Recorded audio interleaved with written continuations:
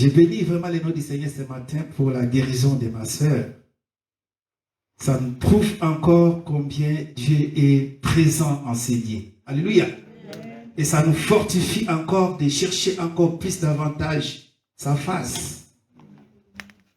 Lorsque, mes bien-aimés, on est fidèle à Dieu, Dieu, il agira toujours. Amen. Car il est fidèle aussi à sa parole. Il accomplit tout ce qu'il nous a promis. Amen. Ce matin, mes bien-aimés, nous allons parler sur un peu ce qu'on avait en train de parler la fois dernière, mais on va essayer de parler d'une autre version. La fois dernière, on avait parlé sur le silence de Dieu. Pourquoi Dieu, des fois, il reste en silence à nos requêtes? Pourquoi Dieu, des fois, il reste en silence lorsqu'on l'invente? Pourquoi, des fois, Dieu, il reste en silence devant nos problèmes, nos soucis? Et pourquoi Dieu, il reste des fois silence? Et nous avons compris que même dans le silence de Dieu, il nous parle toujours. Alléluia. Le silence de Dieu n'exclut pas sa présence. Il nous a dit, je serai avec vous tous les jours. Même s'il est silence, il est toujours avec nous. Alléluia. Cependant, des fois, on est un peu angoissé parce qu'on n'attend pas sa voix, parce que on voulait peut-être qu'il se manifeste, qu'il ne se manifeste pas. Mais croyez qu'il est toujours avec toi. Amen. Si tu restes silence, il y a aussi des raisons qui poussent des fois Dieu à rester silence. La Bible nous dit,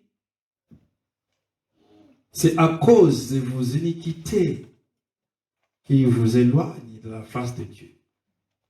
Lorsqu'on pêche, ça nous pousse à s'éloigner de Dieu. Et lorsqu'on s'éloigne de Dieu, Dieu s'éteint. Lorsqu'on sent que Dieu ne répond plus à nos requêtes, il faut chercher à rentrer en soi, à se contenter. Chercher à comprendre si tu marches toujours selon la volonté de Dieu. Et on avait donné aussi l'exemple de Job, qui se repentait tous les jours de ses péchés et du péché de ses enfants. Alléluia. Et cela, mes bien-aimés, qui caractérise la vie d'un bon chrétien. Pourquoi? Parce que Dieu nous parle toujours d'une manière et d'une autre. Mais c'est nous qui ne portons attention. La Bible est la parole de Dieu. Lorsqu'on ouvre la Bible, Dieu nous parle. Alléluia. Lorsqu'on ouvre la Bible, on entend Dieu nous parler. Dieu, il nous parle au travers de ses Écritures. Et c'est lorsque nous, on prie, on parle à Dieu. C'est un dialogue qui s'installe entre Dieu et nous, qui sont ses enfants. Lorsqu'on prie, on parle à Dieu. Lorsqu'on médite ta parole, Dieu, il nous parle aussi à son tour. Alléluia. Il n'y a pas seulement la prophétie. Il n'y a pas seulement la parole de connaissance. Dieu nous parle aussi au-dedans de nous. Quand il habite dans notre cœur. Notre cœur, des fois, il nous parle. Mais sauf que des fois, on n'a pas vraiment, on n'est pas connecté pour comprendre que c'est la voix de Dieu. Alléluia. Mais bien aimé, si on croit que Dieu il ne nous parle pas, c'est notre propre sentiment. Dieu nous a toujours parlé. Alléluia. Je ne vois pas comment Dieu ne peut nous parler au moment où nous sommes dans la détresse, au moment où nous sommes dans une voie qui n'est pas sa voie. il va nous laisser faire ce qui n'est pas de sa volonté. Non. Dieu nous a toujours parlé, sauf qu'on ne prête pas attention ou on refuse d'écouter tout simplement. Alléluia. Aujourd'hui, mes bien-aimés, je voulais rajouter un autre sujet sur le sujet de la fois dernière. Mon sujet du matin, c'est lorsque Dieu décide de traiter un problème ou un défaut avec vous, il commence par vous isoler.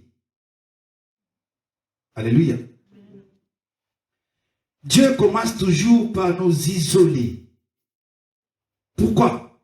Parce qu'au moment où on est entouré, on n'a pas vraiment cette sensibilité de l'écouter. Alléluia. Dieu, il nous parle, cependant on est distrait à cause de notre environnement. On est entouré par les gens, des fois, qui nous distraient, par les gens qui nous dérangent, par les gens qui nous angoissent, par les gens qui nous pétirent notre marche. Et du coup, on n'a pas vraiment cette sensibilité d'écouter la voix de Dieu. Alléluia. Et Dieu a toujours pris cette décision de pouvoir nous isoler, nous apporter dans un endroit où on va se sentir seul. Où on va se sentir seul. Je dis bien seul. Alléluia. Lorsque tu vas te retrouver seul, ça va te pousser à comprendre et à écouter afin de les suivre. Alléluia. Dis à ton voisin, Dieu t'a isolé pour te transformer.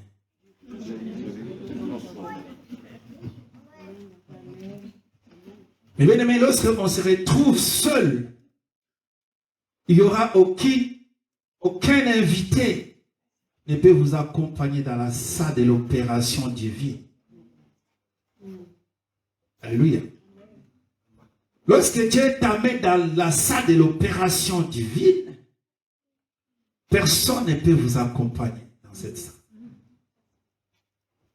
Ni ta femme, ni ton mari, ni ton fils, ni ton ami les plus intimes, ni tes parents qui t'aiment autant, personne ne peut t'accompagner dans la salle d'opération divine. Lorsque Dieu décide de t'amener dans la salle pour t'opérer, personne ne peut être avec toi. Alléluia. Tu vas te retrouver seul avec lui.